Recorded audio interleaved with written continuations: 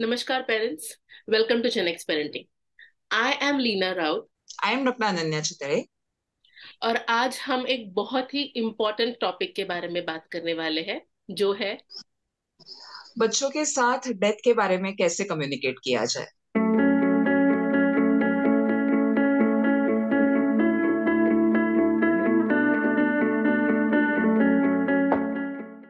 First of all as a parent मेरे दिमाग में ख्याल आया कि क्यों इस बारे में बात करनी है। बच्चे डर गए तो, या उन्होंने कोई ऊटपटांग सा ऑकवर्ड सा सवाल पूछ दिया तो, can't we just keep this on hold, या वेट करें कि जब बच्चे बड़े हो जाएंगे तब उन्हें ऑटोमेटिकली सब कुछ पता चल जाएगा। हमें क्यों बताना है? एग्जैक्टली लीना, बहुत सारे पेरेंट्स यही सोचते हैं। तो मुझे ये लगता है कि डेथ के बारे में कम्युनिकेट क्लियरली करना बहुत ज्यादा जरूरी है। Because communicating that clearly will help them to understand the concept of death। Death होती क्या है, किस वजह से होती है, उसके वो होने के बाद जो शोक प्रक्रिया से गुजरते हैं हम सब लोग। तो बच्चों के लिए उस ग्रीविंग प्रोसेस से या शोक प्रक्रिया से गुजरना थोड़ा आसान हो जाता है, और गुजरते समय उनके मन में डर, तनाव, एंजाइटी, इसकी मात्रा कुछ हद तक हम लोग कम कर सकते हैं, केओस कुछ हद तक कम कर सकते हैं। इसका लाभ ये होता है कि बच्चों को हेल्दी ग्रीविंग प्रोसेस से वो गुजर सकते हैं, और उसकी वजह से आगे चलकर उनके ऊपर किसी भी तरीके का नेगेटिव इम्पैक्ट डेथ की वजह से होने का चांस कम हो जाता है। नहीं तो अगर यही प्रोसेस अगर ढंग से ना हो पाई, बिकॉज सिंपली हम लोगों ने उनके साथ क्लियरली कम्युनिकेट नहीं किया है, तो उसका इम्पैक्ट ये हो सकता है कि आगे चल के depression, post traumatic stress disorder, बहुत सारे बिहेवियरल इश्यूज वो बच्चों को फेस करने पड़े, या उनके थ्रू वो गुजर गुजर सकते हैं। तो इसलिए अगर कभी भी आपके आसपास डेथ हुई हो, आपके फैमिली में डेथ होती हो, और अगर बच्चों ने आपको एक भी सवाल उसके कनेक्शन में पूछा हो, तो आपने उनको शुश, ये क्या बात कर रहे हो, ये सवाल नहीं पूछने हैं, ऐसे करके उनको सप्रेस मत कीजिएगा। एक बात याद रखिए, if your child is old enough to ask questions about death, then he is also mature enough to understand the process of death if you can explain them clearly. So children's reaction to death will depend on many factors। जैसे कि बच्चे की उम्र क्या है, या बच्चे की इंटेलिजेंस लेवल कितनी है, या बच्चे की इमोशनल मेच्योरिटी कितनी है, या बच्चे का जो मरने वाली व्यक्ति थी उसके साथ उसका रिलेशनशिप कितना है, कितना डीप है, कितना अटैचमेंट लेवल है, culturally how is death seen in that family. All these factors determine करते हैं कि बच्चा डेथ एज अ कॉन्सेप्ट कैसे समझता है। So, depending on all these factors, one of the most important factor we have to always consider is the age of the child। बच्चे की उम्र क्या है, उस हिसाब से हमको समझना है कि बच्चा किस तरीके से डेथ को समझता है। जैसे कि जनरली 5 साल से कम की उम्र के बच्चों को ये परमानेंसी का कॉन्सेप्ट उतना इजीली नहीं समझता है। तो उनके लिए अगर आपने उनको बताया भी, समझो कि दादाजी अभी नहीं रहे इस दुनिया में, मर चुके हैं, तो भी ऐसे हो सकता है कि कुछ हफ्तों बाद, कुछ दिनों बाद they might again come back to and ask, अच्छा दादाजी कहाँ हैं, वो कब आएंगे। फिर थोड़े से बड़े बच्चे अगर आप लेते हो, जैसे कि 6 साल से 11 साल तक की उम्र के, तो उनको ना कुछ हद तक, या थोड़े और बड़े बच्चे 11 इयर्स की तरफ जाने वाले बच्चों को कई हद तक समझ में आता है कि death is permanent and it is irreversible. तो उससे क्या होता है कि उनमें एंजाइटी, फियर, डिप्रेशन ज्यादा दिखाई दे सकता है, क्योंकि उनको पता है कि अगर कोई बंदा गुजर जाता है तो वो वापस नहीं आएगा। तो they start getting afraid for themselves, for their family members etcetera, जो हमने कोविड के टाइम पे भी कई हद तक देखा था।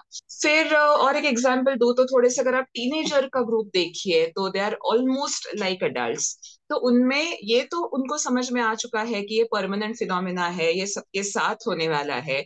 लेकिन फियर और एंजाइटी के साथ साथ उनको और भी क्यूरियोसिटीज रहती है, हायर लेवल ऑफ रीजनिंग उनको जानना रहता है कि ये क्यों होता है, हमारे साथ ही क्यों होता है, सबके साथ ही क्यों होता है, इसको बंद नहीं कर सकते, lot of other things. That's interesting. तो एज अप्रोप्रिएट तरीके से इस बारे में कैसे बात करें? राइट। कुछ चीजें जो है वो भले कोई भी एज का बच्चा हो, जो हमको याद रखनी है बिल्कुल, वो मैं पहले शेयर करूंगी आपके साथ। The very first thing is कि whenever you want to talk about somebody who has died or about death, तो आप सबसे पहले खुद सोचिएगा कि आपको किस तरीके से कॉन्वर्सेशन स्टार्ट करनी है, कौन से वर्ड्स यूज करने हैं। Then check out if you can have a calm place आपके घर पे या कहीं भी जहाँ पे आपको कोई डिस्टर्ब ना करे, and ask your child to come in that calm place. अगर बच्चा छोटा है और उसको उसका कोई कंफर्ट टॉय है, जैसे कि सॉफ्ट टॉय हो या डॉल हो, तो may B you can ask your child to carry that, और if child is carrying that, well then good. And then sit in a comfortable position, have an eye to eye contact, and then you can start, आप जो भी बताना चाहे बच्चों को आप बता सकते हो। Once that is done, the second most important thing then is that choosing right words. आप शब्दों का सही इस्तेमाल करना बहुत जरूरी है, स्पेशली यंगर एज ग्रुप में। क्योंकि फॉर एग्जाम्पल अगर हम लोग ऐसे वर्ड्स यूज करते हैं कि dadaji is going to rest in peace, या we have lost your grandfather today, तो प्रॉब्लम क्या होता है ना कि छोटे बच्चों के लिए लॉस्ट है तो क्या, लॉस्ट है तो फाउंड फाउंड भी हो जाएगा। They have very simple understanding of words, उनको ये कॉम्प्लेक्स मीनिंग नहीं समझ में आता है।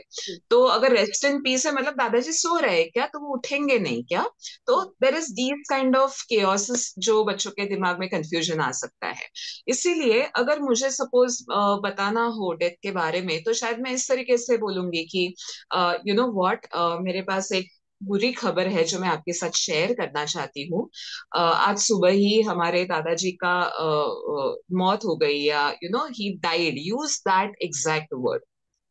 Okay, and then may be you can add one more line to it, saying कि नॉर्मली कैसे होता है ना कि एज जैसे बढ़ती है तो बुढ़ापे में बॉडी पार्ट्स फंक्शनिंग नहीं कर पाते हैं, तो कभी कभी परमानेंटली अगर वो फंक्शन स्टॉप हो जाता है या डैमेज होता है तो वी कैन डाई। तो वैसे ही दादाजी गुजर गए आज या मर गए हैं। सो these kind of clarity would be essential when you talk to the children, when you're choosing words. Okay, also at the same time ये देखिए कि आपका टोन काफी सॉफ्ट होना चाहिए। आप खुद थोड़े से काम रहो तो ज्यादा बेहतर है। At the same time see to it that you speak slowly, बहुत फास्ट पेस में बात ना करें, क्योंकि बच्चे को ये चीज जो थोड़ी कॉम्प्लिकेटेड है उसको ग्रास्प करने में, उसको प्रोसेस करने में आपको टाइम देना पड़ेगा। और आप जब भी कॉन्वर्सेशन स्टार्ट करते हो तभी आप कई बार देखोगे कि बच्चा जो है ना वो ध्यान नहीं देगा। एक चीज ये हो सकती है कि बच्चा शायद ध्यान ही ना दे, या आप बात करने की कोशिश कर रहे हो वो टॉपिक चेंज कर रहा है, या दूसरी चीज ये हो सकती है कि वो बहुत ज्यादा सवाल पूछने लगे, बिकॉज ये अंडरस्टैंड कि कुछ तो ये नई चीज हुई तो मुझे और समझना है। तो पहले केस में जहाँ पे बच्चा ध्यान नहीं दे रहा है, तो आपने शांत रहना बहुत जरूरी है। Okay, don't react to it, don't be angry कि तुम ध्यान क्यों नहीं दे रहे हो। बच्चा ध्यान क्यों नहीं देगा या टॉपिक क्यों चेंज करने की कोशिश करेगा, इसके भी दो कारण है। पहले, अगर बच्चे को ये सेंस होता है कि this is something very uncomfortable, या मुझे कुछ समझ ही नहीं आ रहा है। इन दोनों केसेस में हमने बच्चे को टाइम देना बहुत जरूरी होता है। तो ये है तीसरी चीज कि do not Hari when your child is not paying attention, or if you feel that the child is not listening, be calm, give him that space, wait for his attention to come back, no matter आपको 4 बार ही वो चीज क्यों ना बतानी पड़े। And दूसरी चीज होती है कि बच्चा हो सकता है कई ज्यादा सवाल पूछ ले, तो उसके लिए भी आपको प्रिपेयर रहना पड़ेगा। Do not shut your child of questions. Okay, तो कई बार ऐसे हो जाता है कि हमारे पास आंसर्स नहीं होते हैं सारे क्वेश्चंस के, जो फटाफट फटाफट बच्चा पूछने लगता है। तो तभी आप ये कर सकते हो कि अगर आपके पास आंसर नहीं तो आप फ्रैंकली बच्चे को बता सकते हो कि भाई आपका क्वेश्चन बहुत इंपॉर्टेंट है, अभी मेरे पास इसका एग्जैक्ट आंसर मौजूद नहीं है, लेकिन मैं कल तक थोड़ा सोच के, थोड़ा सा रिसर्च करके मैं आपको बता देती हूँ। तो आप टाइम बाय कर लीजिएगा। अगर आप चाहो तो आप कोई भी मेंटल हेल्थ प्रोफेशनल से कनेक्ट कर सकते हो to find an exact way to answer whatever question has been raised. So this is one thing that you have to remember when you start the conversation. And last but not the least, which is the fourth point, is that model right kind of grieving process. मतलब क्या, हम लोग अगर शोक की प्रक्रिया से गुजर रहे हैं तो हम कितना हेल्दी वे में कोपिंग मैकेनिज्म्स यूज कर रहे हैं, कितना हेल्दी कोपिंग कर रहे हैं, वो भी बहुत जरूरी है। क्योंकि बच्चा हमको देख रहा है और हमसे ही सीख रहा है कि डेथ के वक्त अगर मेरी कुछ बहुत इंपॉर्टेंट व्यक्ति मेरे लाइफ से हमेशा के लिए चली गई है, तो मुझे किस तरीके से रिएक्ट करना है या मैं कैसे अपने इमोशंस एक्सप्रेस कर सकता हूँ। तो उसके लिए वो आपको भी ऑब्जर्व कर रहा है। तो अगर आप ही डिनायल में जाओगे या आप ही एक हद के बाद कंट्रोल नहीं कर पाओगे खुद को, तो बच्चे को नहीं समझ में आएगा कि उसने क्या करना है। तो healthy modeling of grieving process is very important.